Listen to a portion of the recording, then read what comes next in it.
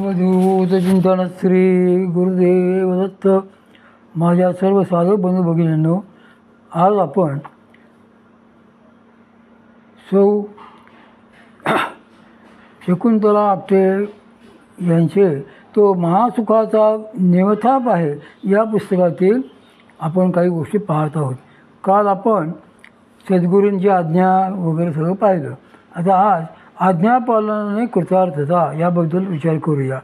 त्यांचे ते बोलणे ऐकून सद्गुरू श्री गोरक्षनाथ महाराज आश्चर्याने म्हणाले की काय सांगता, तो पाणीसुद्धा प्यायला नाही का?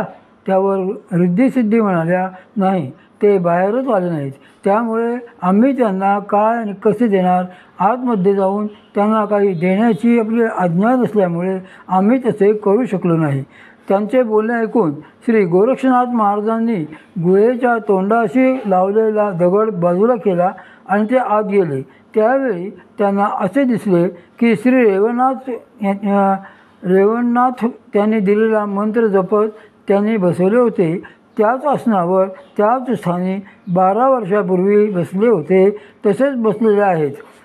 श्री गोरक्षनाथ महाराजांनी पुढे होऊन त्यांना प्रेमभराने उठवीत सांगितले की बाळा उठ, आम्ही आलो आहोत. 12 वर्षे पूर्ण झाली. ते शब्द ऐकून श्री रेवणनाथ महाराजांनी डोळे उघडले.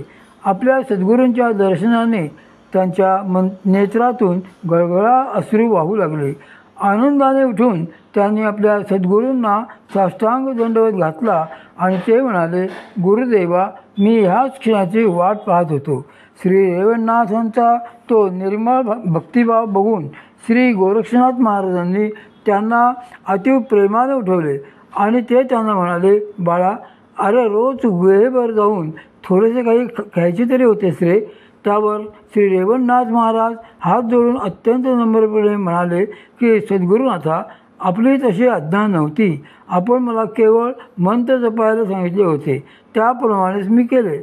आपल्या शिष्याचे ते निष्ठेचे बोलणे ऐकून श्री गोरक्षनाथ महाराजांना इतके गैरवरून आले की त्यांनी श्री रेवणनाथ महाराजांना आपल्या जवळच्या सर्व सिद्धी सगळ्या विद्या देऊन एका क्षणात कृतार्थ केले, पूर्णत्वाला पोचवले. त्या कृपेने श्री रेवणनाथ महाराज देखील पुढे आपल्या सद्गुरू इतकेच थोर सिद्ध पुरुष म्हणून प्रसिद्ध झाले. सद्गुरूंचे देणे.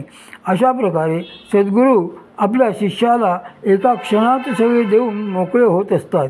ते बघत असतात की आपण शिष्याला जे सांगितले आहे त्याचे तो कशा प्रकारे पालन करतो आहे. ते 12 वर्षे मनात शंकेचा अंशही न येता सद्गुरूंनी सांगितलेले साधन अखंडपणे करणे हे काही सोपे नसते.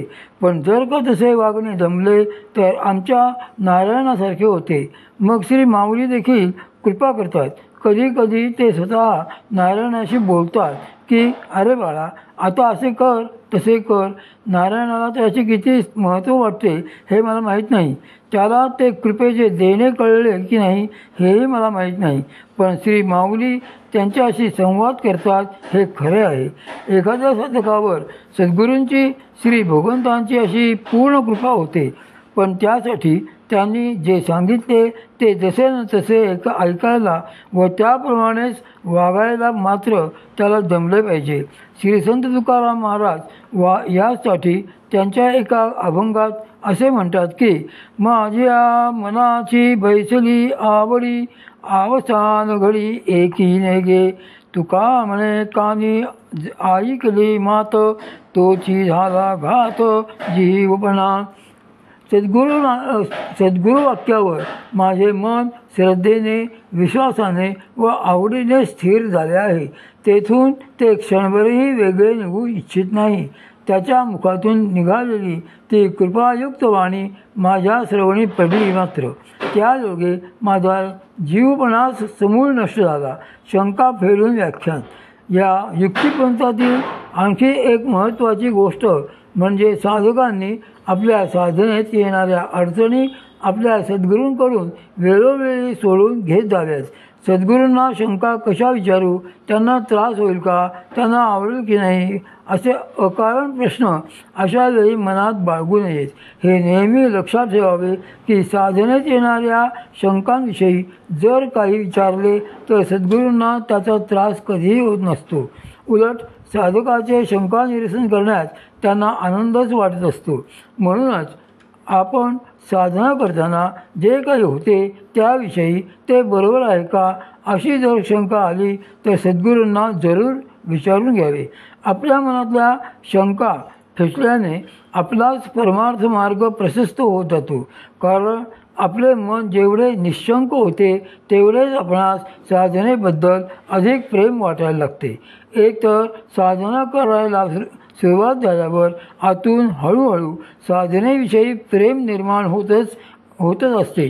पण जेव्हा आपण सद्गुरूंना अशा आपल्या शंका विचारून घेत असतो तेव्हा आपल्या मनातले उरले सुरले अडसरही दूर होत जातात आणि मग असे वाटू लागते की अरे वा, आता निश्चंक मनाने साधना करायला काही हरकत नाही.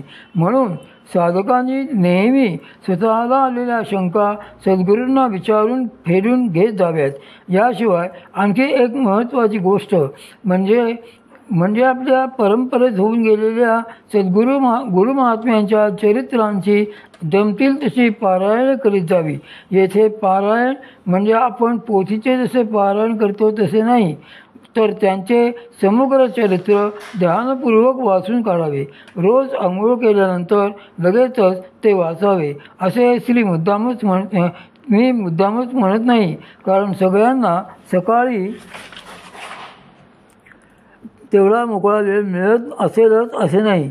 पण जशी जवळ मिळेल तशी ती चरित्रे जर वाचली तर त्या महात्म्यांनी कसे आणि किती अद्भुत कार्य केले याविषयी आपल्याला चांगले कळेल. त्यांच्या चरित्रग्रंथात देखील यासाठी माझ्यासमोरच न घडलेली किंबहुना परमपूज्य सद्गुरू श्री मामांनीच घडवून आणलेली अशी एक गोष्ट येथे सांगते. सद्गुरू चरित्राचा प्रभाव.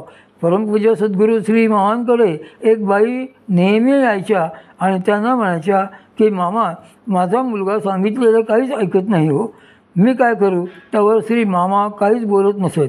एकदा त्या बाईचे असेच बोलणे ऐकून परमपूज्य श्री मामा ती बाई निघून गेल्यावर मला म्हणाले की अगं पोरी, हिने आयुष्यात आपल्या मुलाला कधीही कसलेही वळण लावलेले नाही आणि आता हीच रोज त्यांची तक्रार घेऊन येते की तो ऐकत नाही म्हणून.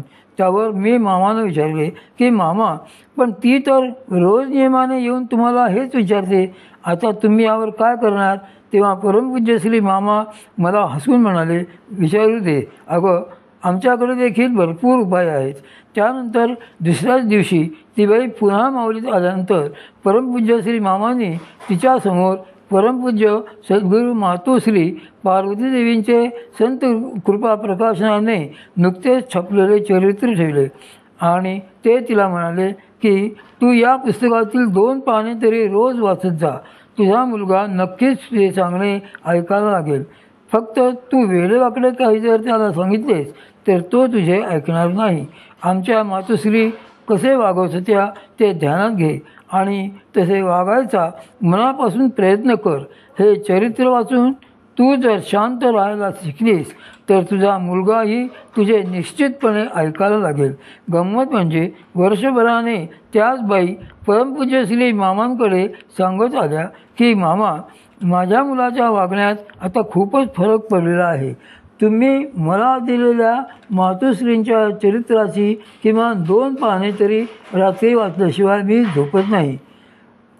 तर चरित्रचिंतनाने मार्गदर्शन कसे आहे ते आपण उद्या पाहूया. अवधूत चिंतन श्री गुरुदेव दत्त.